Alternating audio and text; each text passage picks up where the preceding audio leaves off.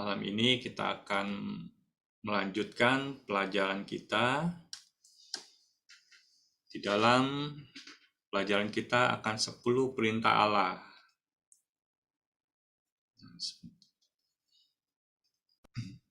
Oke. Nah, untuk sampai dengan minggu kemarin kita sudah sampai pada perintah yang ketujuh ya. Nah, dan keenam yang kemarin ya. Hari ini kita akan mempelajari langsung perintah Allah ini, yaitu perintah yang ketujuh dan kedelapan. Memang perintah ini memang pendek ya, tetapi memang banyak hal yang belum bisa untuk kita pelajari dan hanya akan dijelaskan dengan kaitannya dengan ibadah, posisi kita sebagai kehidupan remaja nantinya ya. Nah, jadi makanya malam ini kita akan langsung pada dua perintah, yaitu yang ketujuh dan kedelapan. Oke, kita mulai.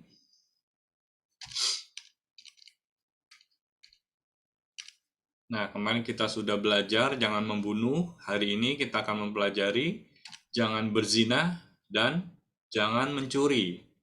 Nah, dua perintah ini yang akan kita pelajari malam ini bersama. Baik, nah di dalam Keluaran 20 ayat 14. Nah, ini dasar firman-nya dari perintah yang ketujuh, yaitu jangan berzina.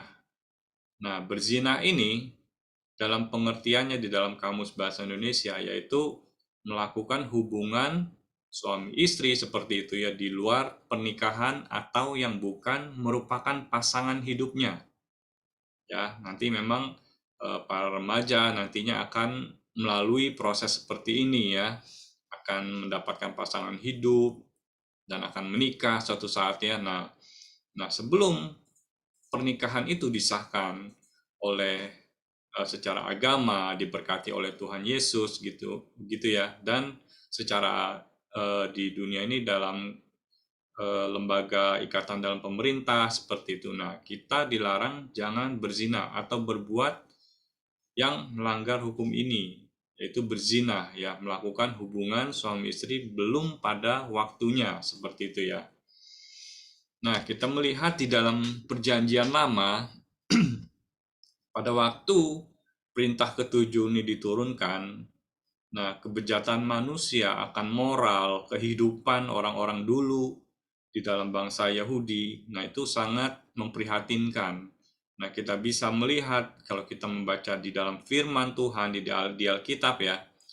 Nah, di sini kita bisa melihat peristiwa Sodom dan Gomora. Nah, di mana waktu itu kebejatan manusia itu sungguh luar biasa. Nah, sehingga di Sodom dan Gomora ini Tuhan menghancurkan kota itu ya. Mereka hidup dengan melanggar perintah Tuhan. Mereka berzina, bahkan bukan kita bilang dengan lelaki atau perempuan, tetapi bahkan mengarah kepada homoseksual seperti itu ya, laki-laki dengan laki-laki seperti itu. Sungguh sangat bejat pada waktu itu. Makanya Tuhan turun dan menghancurkan kota Sodom dan Gomora ini. Nah, makanya kita melihat bahwa Tuhan sangat mengutuk kebejatan moral dari bangsa-bangsa Israel dulunya ya. Nah, contoh lain kita melihat pada kejatuhan Raja Daud terhadap Batsheba. Nah, Batsheba ini istrinya Uria, salah satu prajuritnya Raja Daud. Nah, di mana Raja Daud ini mengambil Batsheba dengan paksa seperti itu ya, dan mengatur dengan licik tanda kutip ya, untuk Uria ini maju perang di barisan pertama sehingga Uria ini meninggal dan Batshebanya diambil oleh Raja Daud. Nah, hal ini membuat Tuhan menjadi juga marah terhadap Raja Daud. Nah, banyak bahkan keturunannya juga meninggal dunia. Itu sebagai hukuman terhadap ketidaktaatan Raja Daud kepada Allah, seperti itu ya. Dia tidak menjaga kekudusannya di hadapan Allah, dia harus hidup kudus, seperti itu ya. Nah, itu salah satu contoh di dalam Perjanjian Lama ya. Banyak kita membaca kehidupan bangsa Yahudi di Alkitab. Nah, itu banyak sekali kita temukan pelanggaran-pelanggaran perintah ini di dalam kehidupan mereka. Oke. Nah, tetapi berzina ini di dalam pada waktu itu dihubungkan dengan suatu zina fisik ya, yang kita lihat memang pelanggaran itu secara fisik. Nah, tetapi di dalam Perjanjian Lama, nah kita bisa melihat ini di mana Tuhan Yesus mengajar di dalam, kita membaca di dalam Matius 5 ayat 27 sampai 28, kamu telah mendengar firman, jangan berzina. Tetapi aku berkata kepadamu, setiap orang yang memandang perempuan serta menginginkannya sudah berzina dengan dia di dalam hatinya. Jadi bayangkan ya, jadi Tuhan Yesus mengajarkan bukan secara fisik saja, memang sudah jelas itu berzina seperti itu ya, pelanggaran seperti itu ya, melakukan hubungan di luar pranikah seperti itu ya, menjalin hubungan bukan dengan suaminya atau istrinya. Nah, seperti itu udah fisik memang sudah melanggar sekali. Nah, tetapi di Perjanjian Baru Tuhan Yesus menyempurnakan perintah ini dengan mengatakan apa? Jika seseorang memandang perempuan serta menginginkannya, dia sudah berzina. Nah, begitu Tuhan Yesus mau mengajarkan kepada kita bahwa bukan tindakan kita saja yang harus kita kudus di hadapan Tuhan, tetapi di pikiran kita, perkataan kita, apa yang kita bayangkan, itu juga tidak boleh melanggar kekudusan yang Tuhan ajarkan. Jangan kita memikirkan hal-hal yang tidak baik, kita melihat orang misalnya di mall, apalagi ya di zaman modern seperti ini, di mana orang berpakaian itu bebas, seperti itu kan ya. Nah itu bisa masuk ke pikirannya, di saat kita melihat, kita menginginkannya, di situ juga lah kita sudah dianggap melanggar perintah ini, jangan berzina ya. Nah, di sini kita mau pelajari, jadi hal-hal apa yang harus dihindari ya. Ini kaitannya dengan kehidupan remaja nanti ya. Suatu saat kalian akan hidup di merantau, kuliah, menghadapi dunia sosial di mana-mana, bertemu orang seperti itu ya. Nah, ini hal-hal yang harus dihindari, yang harus diingat selalu ya. Jadi jangan sampai dilupakan. Nah, yang pertama, ini kebanyakan di dalam kehidupan para remaja karena keingintahuan seperti itu. Nah, jadi salah melangkah ya dengan membaca buku atau menonton film pornografi. Nah, membaca buku ini, sekarang buku ini udah nggak terlalu nggak terlalu dianggap modern ya. Sekarang kan ada dunianya internet seperti itu ya, dimana dengan satu jari sudah bisa membuka semua di dalam keadaan dunia ini. Nah, tetapi ada hal-hal yang harus kita jaga, di mana di internet itu mudah sekali kita temukan, baik itu film, majalah-majalah, atau cerita-cerita yang ada unsur pornografinya. Nah, itu tidak boleh, ya. Jadi jangan sekali-sekali menonton seperti itu. Karena apa? Karena Tuhan bilang, kita sudah berzina seperti itu kan. Nah, kita sudah berdosa kepada Tuhan. Kita udah hidup nggak kudus di hadapan Tuhan. Ya. Nah, contoh yang kedua, di dalam kehidupan remaja nanti nih, berpakaian yang kurang baik. Ya, terutama ya ini kaitannya perempuan ya. Jadi kita harus hati-hati, misalnya pakai baju cuma kaos singlet doang ke mall gitu ya, atau celananya pendek banget gitu kan ya. Nah, itu hal-hal yang bisa memicu pikiran, perbuatan yang sehingga orang cepat untuk menyerap itu sebagai hal yang negatif gitu ya. Jadi bisa memicu akan dosa ini. Nah, itu kita harus jaga. Kita harus tetap berpakaian yang sopan, yang santun gitu ya. Itu tidak mengurangi bahwa kita ini kuno seperti itu ya. Tapi firman mengajarkan seperti itu. Ya, jadi kita harus menjaga etika, harus menjaga di dalam kita berbusana seperti itu ya. Nah, yang ketiga, memikirkan hal-hal yang negatif. Nah, ini ada kaitannya ya dengan poin A dan B juga. Di saat kita sering membaca internet, hal-hal menonton film pornografi, melihat orang yang berpakaian tidak baik. Nah, di dalam pikirannya itu akan timbul hal-hal yang negatif. Di saat dia menimbulkan hal yang negatif, dia melakukan suatu perbuatan yang eh, tidak berkenan di hadapan Tuhan seperti itu ya, yang mengarah kepada seksual seperti itu. Nah, dia sudah berdosa di hadapan Tuhan seperti itu ya. Nah, memang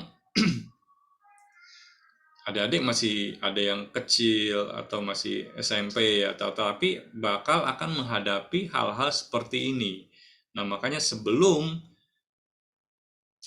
pada saatnya akan melangkah ke kehidupan yang remaja, dewasa, harus diajarkan hal-hal seperti ini untuk bisa mengerti bahwa hal-hal yang dijelaskan poin A, B, C ini itu tidak baik, itu tidak berkenan di hadapan Tuhan, itu suatu dosa. Dan jangan sekali-sekali kita jatuh atau hidup di dalam keberdosaan seperti ini. Nah, contoh yang keempat yaitu perilaku yang menyimpang. Nah, kita lihat di Sodom dan Gomora itu juga salah satu contoh, itu penyimpangan perilaku yang menyimpang. Seperti kehidupan homoseksual, seperti itu ya. Cowok berhubungan sama cowok gitu ya. Nah, itu sangat moralnya bejat sekali seperti itu. Itu tidak boleh. Nah, itu harus dihindari seperti itu ya. Nah, yang seterusnya, contohnya yaitu pergaulan yang tidak baik. Nah, kebanyakan kita para remaja, kita berteman dengan sesama kita, teman kita gitu kan. Nah, mungkin teman-teman kita gaya hidupnya berbeda dari kita. Kalau kita umat Kristen, kita orang yang percaya sama Tuhan, kita harus hidup sesuai apa yang Tuhan katakan. Nah, tetapi kita tidak bisa menghindari bahwasanya kita hidup di dunia yang sekuler ini, bahwasanya ya banyak macam-macam orang. Nah, pergaulan kita, kadang ada teman-teman kayak, ayo ke diskotik seperti itu contoh pergaulan yang tidak baik ya. Dia ngajak kita ke diskotik seperti itu, kita ngedugem, ya kita menikmati dunia hiburan malam seperti itu nantinya. Nah, itu suatu hal yang tidak baik ya. Lebih baik kita hindari hal-hal pergaulan yang tidak baik ya. Jangan hidup kita arahkan di dalam kegelapan, di dalam dosa, ya, itu tidak baik. Tetapi kita sebagai anak-anak terang, anak-anak Allah, kita harus menjadi contoh bagaimana kita harus hidup nantinya. Kita harus menjaga pikiran kita, menjaga hati kita, menjaga kekudusan kita, menjaga perilaku gitu kan. Sampai kita menjaga cara kita berpakaian seperti itu. Nah, itulah adalah ciri-ciri anak Tuhan, anak-anak Allah. Ya, jadi Tuhan sangat mengutamakan kekudusan. Makanya muncullah perintah jangan berzina ini.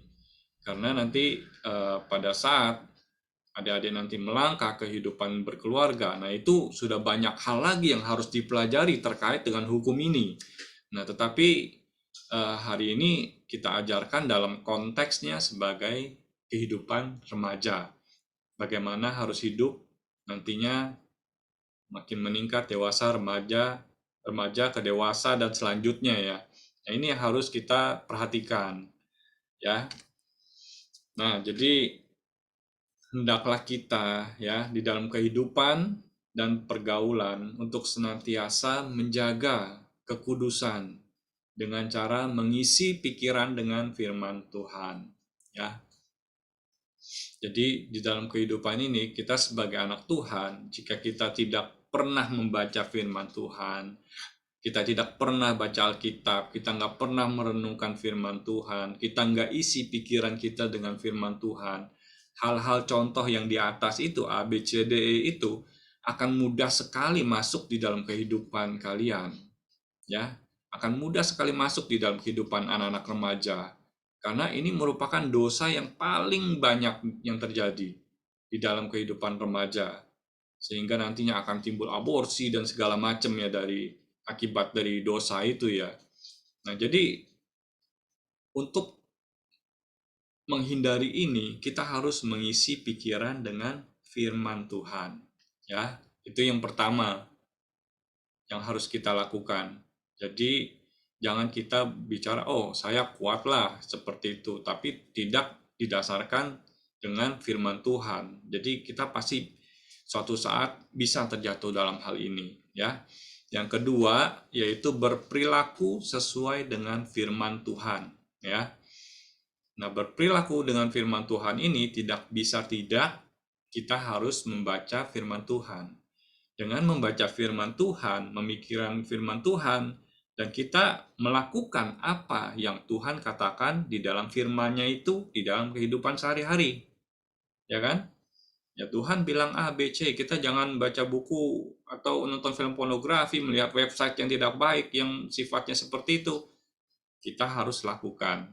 Jangan cuma kita tahu tapi kita tidak melakukan, itu sama aja bohong, ya. Nah, kita harus berperilaku sesuai dengan firman Tuhan. Setiap firman yang kita baca harus kita lakukan. Baik itu hal kecil, hal besar, kita harus menuruti firman Tuhan. Nah, dan yang ketiga yaitu senantiasa memiliki hati yang takut akan Tuhan. Ya. Kenapa kita harus takut sama Tuhan? Terkadang orang lebih takut sama manusia. Takut ketahuan sama orang tuanya, mama, papanya seperti itu ya. Dia nyumput-nyumput melakukan hal yang tidak baik, bisa baca cerita pornografi seperti ngumpet-ngumpet. Mungkin orang tua tidak tahu. Nah, tetapi kita harus memiliki hati ya. Kita harus tahu Tuhan kita itu Tuhan yang berkuasa, Tuhan yang mengetahui segala sesuatunya. Kita tidak bisa ngumpet di hadapan Tuhan ya. Jadi kita harus takut sama Tuhan. Tuhan yang akan memberikan hukuman bagi orang yang berdosa ya. Karena kita lihat karena satu dosa bisa mendatangkan maut. Maut itu apa? Kebinasan kekal di dalam neraka. Jadi kita sebagai anak-anak yang Tuhan pilih, sebagai anak-anak yang Tuhan didik di dalam kebenaran, ya kita harus mempunyai pikiran, berperilaku, memiliki sikap hati, takut akan Tuhan. Jangan takut kepada manusia, tetapi lebih takutlah kepada Tuhan ya. Karena Tuhan itu Maha tahu. Segala yang kita lakukan Tuhan tahu. Jadi hal ini yang harus diperhatikan benar-benar di dalam kehidupan remaja nanti sebagai bekal kehidupan kalian. Jadi ingatlah selalu kita harus senantiasa menjaga kekudusan di hadapan Tuhan. Jangan melanggar hukum ini, ya. Jangan berzina. Nah, itu sangat penting di dalam kehidupan nantinya sebagai bekal kehidupan kalian dewasa ya. Oke, itu hal perintah ketujuh yang kita pelajari malam ini. Nah, selanjutnya kita akan kembali melanjutkan yaitu perintah yang ke-8. Nah, perintah ke-8 ini jangan mencuri ya. Kita dasar ayatnya di dalam Keluaran 20 ayat 15. Jangan mencuri. Pendek sekali ya. Jangan mencuri. Mencuri ini adalah mengambil milik orang lain yang bukan haknya kita. Nah, itu definisi mencuri. Ya. Nah, secara umumnya ya kita maling lah. Orang yang orang tahu seperti itu, maling benda-benda seperti itu kan. Benda milik orang lain. Nah, itu yang secara umum yang kita adik-adik ketahui secara umum ya. Nah, kita mau belajar yang pertama yaitu contoh dari pelanggaran terhadap hukum ini. Nah, apa saja contohnya? Yang jelas yang pertama sesuai dengan definisinya tadi yaitu mengambil sesuatu yang bukan miliknya sendiri tanpa izin ya, baik itu besar maupun kecil. Nah, hal ini yang kita harus ketahui. Nah, mungkin anak-anak juga terkadang ya pernah iri kadang, wah dia mainannya bagus, ya kita nggak punya gitu ya. Timbul di dalam hatinya kita nih pengen memilikinya gitu kan, kita ambil diam-diam tanpa izin. Nah itu sudah mencuri. Walaupun hal kecil, misalnya tetangga nih, ada pohon jambu atau pohon mangga seperti itu kan. Ada pohon mangga, jambu, enak nih. Kita nggak izin nih, kita ambil, petik aja. Nah, seperti itu. Kita ambil aja. Nah, itu sudah sama juga dosanya. Kita juga dianggap sebagai orang yang mencuri milik orang lain tanpa ada izin dari yang empunya, yang pemiliknya, seperti itu ya. Nah, ini contoh dasar ini, ya. Itu yang pertama. Yang kedua, mencuri waktu dalam pekerjaan, dalam bekerja ya, atau mencuri dalam persoalan kualitas pekerjaan. Nah, ini nanti jika anak-anak remaja memasuki dunia bekerja, sudah lulus kuliah, bekerja, nah ini suatu bekal juga. Kita masuk jam kantor, misalnya jam 8. Kita datang jam 8:05. Kalau dengan tidak sengaja atau jarang-jarang karena hambatan di jalan itu nggak masalah ya. Tetapi jika sudah setiap hari gitu ya, datangnya selalu telat, nah itu merupakan suatu orang yang dinilai mencuri waktu di dalam bekerjanya. Nah, bukan sering terlambat juga. Jam istirahat dikasih waktu 1 jam, 1,5 jam, kadang 2 jam nggak balik-balik kantor. Nah, seperti itu sama. Itu nantinya bakal dialami. Jadi kita nggak boleh mencuri dalam hal waktu ini ya. Kita harus disiplin. Nah, itu dari segi waktu. Nah, kualitas pekerjaan juga. Nah, di dalam bekerja kita menerima upah. Nah, tetapi kita tidak melakukan apa yang menjadi pekerjaan kita sungguh-sungguh ya. Nah, pekerjaan kita selalu nggak beres gitu. Nah, itu juga kita dianggap sebagai mencuri karena kualitas pekerjaan kita tidak baik. Nah, kalau ada sekarang di dalam hal yang masih berpendidikan, sekolah, seperti itu. Yang pertama apa? Ya jangan mencuri waktu. Sekolah masuk jam 7. Datangnya selalu kesiangan jam 7:05. Nah, hal-hal itu kan pasti guru-guru di sekolah juga pasti marah ya, akan mendapatkan hukuman seperti itu. Nanti disuruh berdiri, ya kan? Nah, di dalam misalnya mau ulangan seperti itu kan, orang tua sudah memberikan waktu 1 jam, nih kamu harus belajar.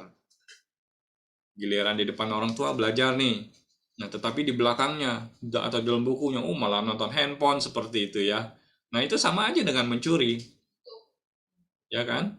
Nah, itu tidak boleh. Jadi nanti hal-hal kecil yang sudah terbiasa di dalam kehidupan kita, itu akan membawa, terus kita bawa di dalam kehidupan kita, kita menanjak ke dewasa, nanti yang kan ke kehidupan selanjutnya, berkeluarga, itu akan terus diikuti seperti itu, hal-hal menjadi karakter dalam kehidupannya nanti. Orang yang tidak tepat waktu, orang yang selalu meremehkan hal dalam pekerjaannya, sekolahnya, studinya. Nah, itu adalah contoh orang yang mencuri. Ya, jadi adik-adik benar-benar harus bertanggung jawab dalam kehidupannya, baik itu sebagai anak, sebagai pelajar, ya nanti waktu kuliah bertanggung jawablah dalam kuliahnya, studinya, di dalam pekerjaan nanti sudah bekerja setelah kuliah, bertanggung jawablah dari segi waktu, disiplin di dalam kualitas pekerjaan harus benar-benar diperhatikan. Ya, jangan kita menjadi orang yang tidak bertanggung jawab seperti itu ya. Karena kita mencuri hak orang lain ya. Nah, yang ketiga, ini tidak mengembalikan barang atau uang yang dipinjam.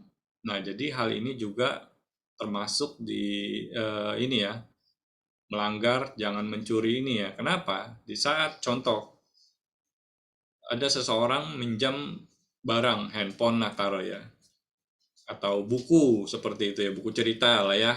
Kalau handphone kan jarang, pasti nggak dikasih kalau berpinjaman ya, karena itu sifatnya pribadi. Buku cerita lah ya, komik gitu ya. Nah, baca-baca-baca, tidak bertanggung jawab, lupa ngembalikinnya, taruh sembarangan, akhirnya lupa, nggak dibalikin. Kayak gitu juga sama. Kita juga termasuk orang yang mencuri, ya. Sama dengan misalnya orang yang minjam uang. Dia pinjam uang berapa. Nah, tetapi di dalam kehidupannya dia tidak mau mengembalikan dengan sesuai apa yang telah dijanjikannya, seperti itu. Misalnya saya utang 1 bulan deh, saya bayar. Nggak tahu 1 bulan nggak dibayar-bayar, seperti itu kan. Dengan kalau nggak ditagih juga nggak ada alasannya kenapa dia nggak mengembalikan, seperti itu ya. Nah itu sama. Atau dia lupa untuk mengembalikan uangnya. Nah itu juga hal yang sama, tidak baik dan itu berdosa. Dan ini kita termasuk di dalam melanggar mencuri, ya, hak milik orang lain. Oke, yang keempat, mencuri dengan menggunakan ukuran atau timbangan yang tidak cocok. Nah, ini kaitannya kebanyakan di dalam orang usaha ya. Nanti siapa tahu adik-adik remaja ini nanti jadi seorang pengusaha ya, berdagang atau apa. Nah, ini kita tidak boleh mencuri. Misalnya kita menjual suatu barang 1 kilo, tapi kita kurangin beratnya misalnya. Kita kurangin 1 on. Nah, nggak nyampe 1 kilo. Nah, ini kita juga sudah termasuk orang yang mencuri. Timbangannya nggak benar, ya. Makanya kita harus jujur, memiliki sifat yang jujur. Karena Tuhan memberkati orang yang jujur. Kalau kita menggunakan hal seperti ini untuk mencari keuntungan, mengurangi apa yang menjadi hak orang lain, hidup kita tidak akan mendapatkan berkat daripada Tuhan. Dan jelas kita juga berdosa karena kita mencuri. Ya. Jadi hati-hati di dalam kita berbisnis, berusaha, jangan kita mencuri, kita mengambil hak milik orang lain yang seharusnya apa yang dimiliki oleh orang lain ya. Nah, seterusnya yaitu korupsi. Nah, ini paling banyak nih. Apalagi kalau orang kita berbicara tentang keuangan.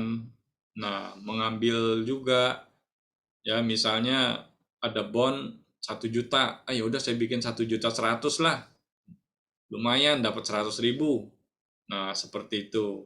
Nah, itu tidak boleh. Apa yang menjadi bukan hak milik kita, kita tidak boleh. Kita harus jujur. Korupsi tidak boleh.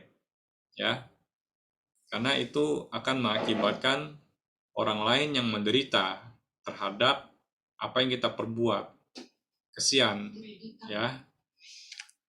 Seterusnya, yang keenam,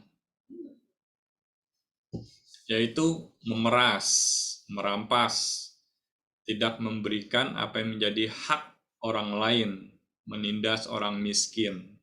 Ya, ini jelas bahwa kalau memeras, merampas, ini sangat jelas kita lihat ya. Nah, tetapi hal yang lebih spesifik, hal yang lebih bisa kita lihat, misalnya kita sudah jadi bos nih, ya kan?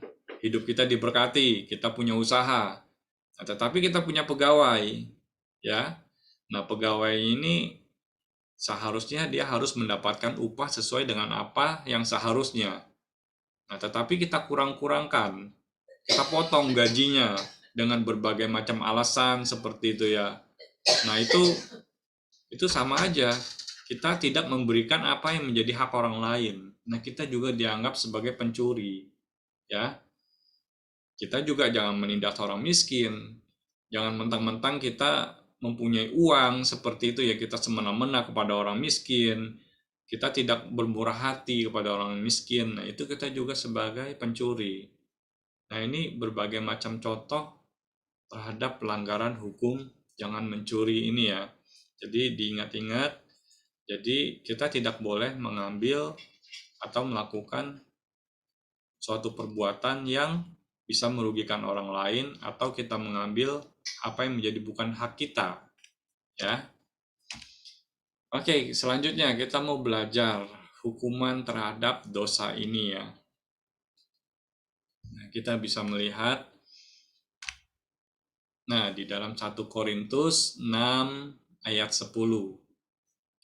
Saya bacakan yaitu pencuri, orang kikir, pemabuk, pemfitnah, dan penipu tidak akan mendapat bagian dalam kerajaan Allah. Ya, lihat itu yang saya warna merah. Ini adalah firman Tuhan. Jadi pencuri itu tidak akan mendapat bagian dalam kerajaan Allah. Jadi jangan kita berpikir kita mencuri, orang tidak tahu, ya. Tetapi ingat, Allah kita yang di sorga itu tahu. Jangan harap kita bisa masuk ke dalam kerajaan Allah. Kerajaan Allah ini ada sorga, ya. Jangan harap kita bisa hidup bersama Tuhan jika kita di dalam setiap kehidupannya terus-menerus mencuri gitu ya. Nah, itu kita akan masuk ke dalam kebinasaan, di dalam penghukuman yang kekal di dalam neraka ya nantinya ya. Nah, jadi jelas ya, kita semua pernah mencuri yang tanpa kita sadari ya. Nah, jadi kita sama-sama belajar. Mungkin kita tidak mencuri milik orang lain secara nyata. Kita nggak metik mangga orang lain. Kita tidak mengambil milik orang lain. Nah, mungkin ya kita pernah mencuri waktu kan. Nah, apakah kita ke gereja suka telat seperti itu? Nah, itu juga mencuri waktu. Ya kan? Apakah kita ke sekolah atau bangun karena malas bangun? Nah, kita suka telat sekolah. Nah, itu kita sudah mencuri waktu. Itu hal-hal kecil. Nah, hal itu juga sudah termasuk suatu dosa bagi kehidupan kita. Makanya kalau kita sebagai nanti para remaja, kita semua, kita membutuhkan seorang juru selamat, ya. Kita harus mempunyai seorang penebus dosa. Kenapa? Karena yang tadi di awal saya kasih tahu bahwa satu dosa itu sudah cukup membawa kita untuk ke neraka, ya.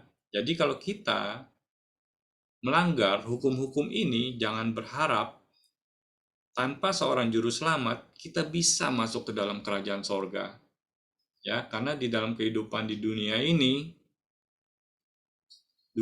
cuma sementara, ya. Jadi kehidupan di dalam bersama Tuhan lah itu yang menjadi target kita.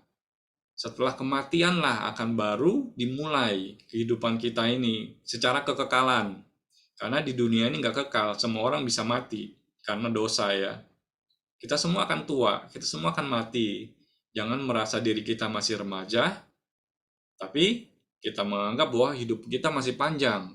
Karena umur itu ada di tangan Tuhan, ya. Jadi kita nggak boleh sombong. Kita harus tetap senantiasa memiliki pikiran hati yang kudus ya. Kita tidak boleh mencuri milik orang lain. Kita harus hidup bertanggung jawab dalam kehidupan kita, ya. Makanya kita semua termasuk Om ini kan, kita sama, kita berbuat dosa.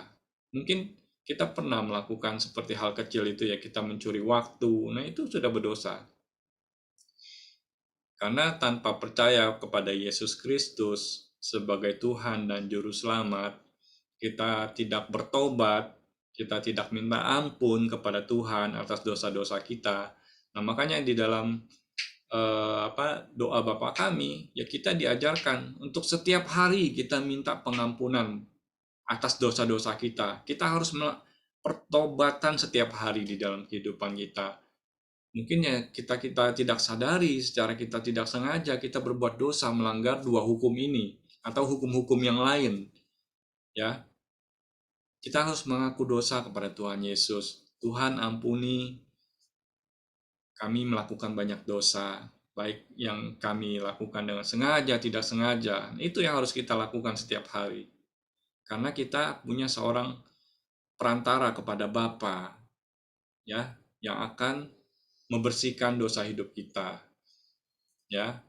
Tetapi setelah kita menyadari bahwa kita orang berdosa, kita orang yang percaya kepada Tuhan Yesus, bukan dalam arti kita bebas untuk ya sudah kita tidak bertanggung jawab. Setiap hari kita walaupun mengaku dosa, tapi besoknya tetap ya misalnya ke sekolah atau bekerja tetap telat seperti itu. Nah, itu membuktikan bahwa kita tidak bertanggung jawab, kita tidak sungguh-sungguh mengikut Tuhan, kita tidak sungguh-sungguh bertobat, ya.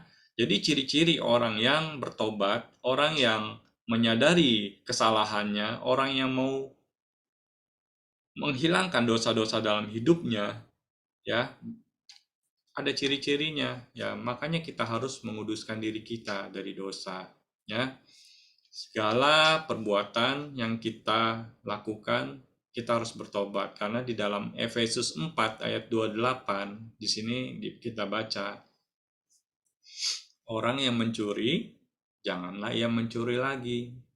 Tetapi baiklah ia bekerja keras dan melakukan pekerjaan yang baik dengan tangannya sendiri, supaya ia dapat membagikan sesuatu kepada orang yang kekurangan. Nah, di sini kita dibilang jika kita melakukan hal itu, ya kita harus bertobat. Kita jangan melakukan dosa ini lagi, kita jangan mencuri lagi. Segala bentuk apapun yang sudah dijelaskan contoh tadi, kita tidak boleh mencuri lagi. Setelah kita bertobat, nah kita hindari. Ya. Tetapi ini adalah bentuk tanggung jawab kita. Baiklah kita disuruh bekerja keras ya. Kita harus bekerja dengan jujur ya. Jangan kita bekerja menjadi penipu lagi seperti itu. Nah, kita bekerja keras, melakukan pekerjaan yang baik dengan tangan sendiri ya. Dengan tenaga sendiri, dengan kejujuran kita. Nah, dari upah itu kita juga mendapatkan kewajiban membagikan sesuatu kepada orang yang kekurangan. Kita juga harus senantiasa menolong orang.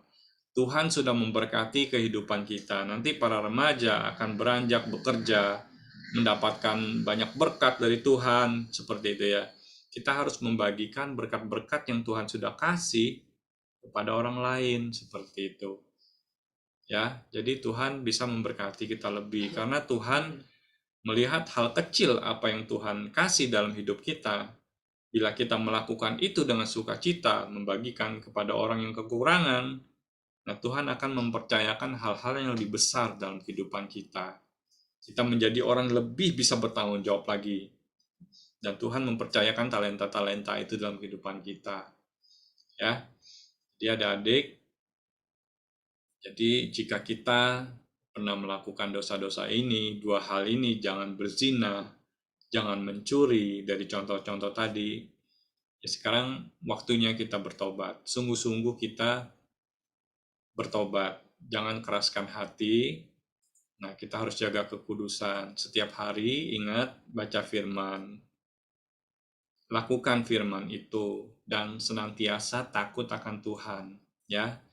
Jangan cuma takut sama papa mama, jangan takut sama manusia, orang lain, bu guru, pak guru ya. Tapi kita harus lebih takut sama Tuhan. Orang lain mungkin tidak tahu, tapi Tuhan kita senantiasa mengetahui setiap perbuatan kita.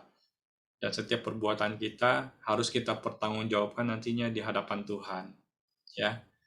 Jadi kita yang berdosa, kita melakukan ini sama-sama kita berdoa, kita minta pengampunan, dan kita harus bertobat dan tidak melakukannya lagi. Amin. Jadi semua, inilah pelajaran kita malam ini.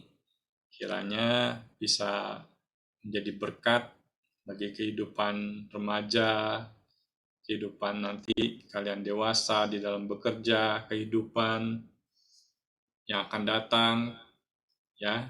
Jadi ini suatu bekal yang harus senantiasa diingat. Jangan sampai kita melanggar hal-hal seperti ini.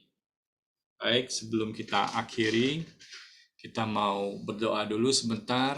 Kita mau berdiam diri. Terima kasih Tuhan. Terima kasih Bapa. Mari kita hadapkan hati kita di hadapan Tuhan. Apa yang telah pernah kita lakukan, ada hal-hal yang tidak kudus, yang mungkin kita pernah melihat hal yang tidak baik, pornografi, ya, kita pernah melakukan, kita pernah mencuri waktu, kita telat ke gereja, ke sekolah, kita tidak taat, kiranya itu kita sudah melanggar perintah Tuhan. Kita berdoa bersama-sama malam ini, biar kita benar-benar bertobat, minta ampunan kepada Tuhan Yesus, kiranya hidup kita bisa dikuduskan kembali. Bapa di dalam surga, kami malam ini sangat bersyukur Tuhan. Firman-Mu telah dinyatakan Tuhan. Kami belajar firman-Mu, jangan berzinah Tuhan. Kiranya Tuhan di dalam kehidupan para remaja Tuhan, mereka dewasa nanti, mereka berkeluarga nanti Tuhan, dimanapun mereka berada Tuhan. Didik mereka di dalam kebenaran firman-Mu Tuhan, biar mereka memiliki kekudusan di dalam setiap pribadi kehidupan mereka, menjauhi segala kehidupan pergaulan yang tidak baik Tuhan. Biarlah Tuhan di dalam kehidupan mereka, senantiasa pikiran mereka diisi oleh kebenaran firman-Mu Tuhan, di mana mereka rindu senantiasa membaca firman-Mu, melakukan firman-Mu Tuhan di dalam kehidupan mereka. Tetapi lebih daripada itu Tuhan, biarlah mereka menjadi anak-anak yang takut akan Engkau Tuhan. Bukan hanya takut kepada manusia, tetapi takut kepada Allah yang menciptakan kehidupan manusia, alam semesta ini juga. Engkau adalah Allah yang luar biasa, Allah yang maha kuasa di dalam kehidupan ini. Hanya Engkau yang kami takuti Tuhan di dalam kehidupan ini Tuhan. Biarlah hidup para remaja, kehidupan kami semua senantiasa berkenan di hadapan Engkau Tuhan. Di dalam perintah yang ke-8 Tuhan, jangan mencuri Tuhan. Banyak hal yang tidak kami sadari Tuhan, mungkin di dalam kehidupan kami Tuhan, kami mencuri waktu Tuhan. Pelajaran di sekolah kami tidak belajar dengan bertanggung jawab Tuhan. Kami tidak bekerja dengan bertanggung jawab Tuhan. Kami mencuri apa yang menjadi hak milik orang lain Tuhan. Hal ini tidak menyenangkan hati-Mu Tuhan. Hal ini tidak berkenan Tuhan, dan kami sudah melanggar pada perintah-Mu Tuhan yang ke-8 ini Tuhan. Kiranya Tuhan, kami mengakui dosa kami Tuhan. Kami mau bertobat Tuhan. Biarlah Tuhan Roh Kudus-Mu, Roh-Mu yang kudus senantiasa mengingatkan kami untuk senantiasa bisa bertanggung jawab akan kehidupan kami, mempertanggungjawabkan setiap apa yang Kau percayakan di dalam hidup kami Tuhan. Biarlah hidup kami Tuhan bisa mau membawa berkat bagi kehidupan kami pribadi, membawa berkat bagi kehidupan bagi orang lain Tuhan, di dalam pekerjaan kami, sekolah kami Tuhan, memiliki nilai yang baik, ranking yang baik Tuhan, semuanya untuk memuliakan nama-Mu Tuhan. Terima kasih ya Bapa. Kami mau menyerahkan kehidupan kami, khususnya para remaja Tuhan, ke dalam tangan-Mu Tuhan. Biarlah senantiasa mereka memiliki roh takut akan Kau Tuhan. Biarlah di dalam setiap kehidupan mereka Tuhan, senantiasa menyenangkan hati-Mu Tuhan. Terima kasih Tuhan buat pengajaran firman-Mu pada hari ini. Kiranya firman-Mu senantiasa mendidik kami, sehingga kami memiliki iman bertumbuh dari hari ke hari mengetahui kebenaran-Mu Tuhan. Terima kasih buat ibadah remaja malam ini Tuhan. Kau memberkati Tuhan setiap para remaja yang sudah ikut Tuhan. Cinta kasih-Mu menyertai kehidupan mereka, menyertai masa depan mereka Tuhan. Bagi adik-adik, teman-teman kami yang tidak bisa mengikuti, Engkau memberkati Tuhan dalam setiap pergumulan atau apapun Tuhan. Senantiasa, biarlah Kau ingatkan untuk senantiasa lebih hidup melekat di dalam Engkau. Terima kasih Bapa di dalam surga. Kami mengucap syukur, kami telah dididik, biarlah kami menjadi bejana yang Kau bentuk seturut apa yang menjadi kehendak-Mu Tuhan. Jadilah kehendak-Mu dalam hidup kami Tuhan. Hanya di dalam nama Tuhan Yesus Kristus kami mengucap syukur dan berdoa. Haleluya. Amin. Haleluya.